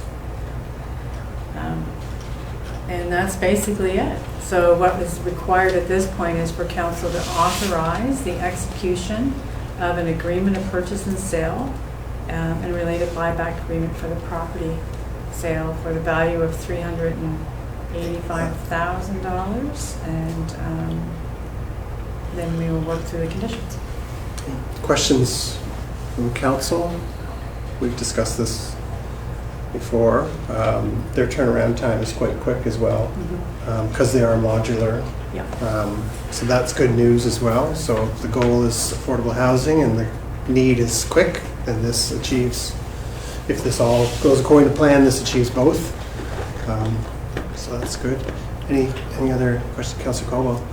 This is the same site that had been proposed for affordable housing from Social Open Doors Association, correct? That's correct. So is there, has SODA been informed of this application, and will staff work with SODA to try and find a suitable alternative site? So SODA is aware that direct communication has been made. We're also, staff are working with SODA right now to try to establish partnerships with other organizations that can assist them in delivering affordable housing through the construction process. Because that seemed to be some of the area that needed some focus or attention, is kind of getting through that planning and the whole construction piece of it, where their specialty is more the wraparound and the support piece of it. And we are looking to try to connect where there's, available land that may be available in the community to pursue affordable housing. So we have a number of developments that propose it, and maybe there's opportunities there, but those are discussions that are ongoing right now. So that's the one that really interests me, is not just, yes, staff are working with them for other land that's available, but to the CAO's point, connecting them with developers who have approached us on a number of parcels to say, we'd like to put affordable housing here. Well, linking them as developers with SODA is, to me, it seems like a great win-win for them, so that SODA can articulate the needs of the community, because they're the ones on the ground that know exactly what they need, with a developer who might be, who knows, from the city, who's like, I just want to do this project, and then at least if SODA's involved. So I'm excited by that. And also the Housing Trust did speak to SODA as well. Yeah. So we've had a conversation with them, and so has the Housing Trust. So this is not a surprise to them, and so just continue to work with them. Other questions? Councillor Thorburn. Will we be charging taxes on this piece of property? So the town will be Unless there's property tax? Unless there's nothing in this agreement that deals with a request to exempt the property from property tax, so it'd be applied just like any other property. Okay. Just wanted to make that clear. Other questions, Councillor They seem to have quite aggressive growth strategy over the next couple of years. Was there any indication that they're looking for more for our region at all, or? I'm not really able to speak to that. Like I'm not okay. sure Okay. right, what their strategy is. That sounds a little suspicious. No comment. Just I mean, we're a big growing urban center, and yep. Okay. I get the impression they want one in all the areas, and I feel like there's going to be a second go round okay. from what I'm seeing. Good. Great question, though. Other questions? Is someone prepared to make a motion? Councillor Thorburn. I'd move that town council for the town of Bridgewater accept the offer of $385,000 for lot 102 Glen Allen Drive, PID 606588580, and authorize staff to execute an agreement of purchase and sale and subsequently buyback agreement for the property with the Housing Trust of Nova Scotia. Buyback agreement terms to require commencement of construction on lot 102 within 24 months from closing date, and completion of the proposed 20 to 24 units within 72 months of the closing date. Further, that council directs staff to recommence the planning analysis and public consultation process for redesignation and rezoning of the property from neighborhood commercial C7 to comprehensive residential as previously directed by council. Seconded by Councillor Conklin. I feel like I was winding that up. All those in favor? Those opposed? Motion is carried. Thank you. Our building permit report is there for August 2023. Just a reminder for the public that all the documents that we have in front of us are available on the town's website under council agenda. We don't have anything extra. It's all there. Although if you download it, it's one big document from the website. But it's all there, including the building permit report. So we are close to being as busy as our busiest year. And as we heard from Nick Brown earlier, that creates some challenges, but we continue to be very, very busy. So that's there. And also we have the Lunenburg County Senior Safety Program monthly report. I'll just give a little plug to them. So every Thursday from October 12th to November 16th from 1 to 3:30 p.m. at the Our Health Center in Chester is the Senior Safety Academy. So they'll have so just a drop-in, so they'll have experts from the RCP, legal aid lawyers, Alzheimer's Society, talking about frauds and scam prevention, will and power of attorney, mental health, emergency preparedness, and more. So that is the Senior Safety Academy in Chester, starting October 12th, every Thursday afternoon. So check that out. And that is the end of our agenda. We do have an in-camera meeting under Section 22(2)E under the MGA for contract negotiations following this. Otherwise, can I have a motion to adjourn, please? Councillor Thorburn, seconded by Councillor Tanner. We are adjourned.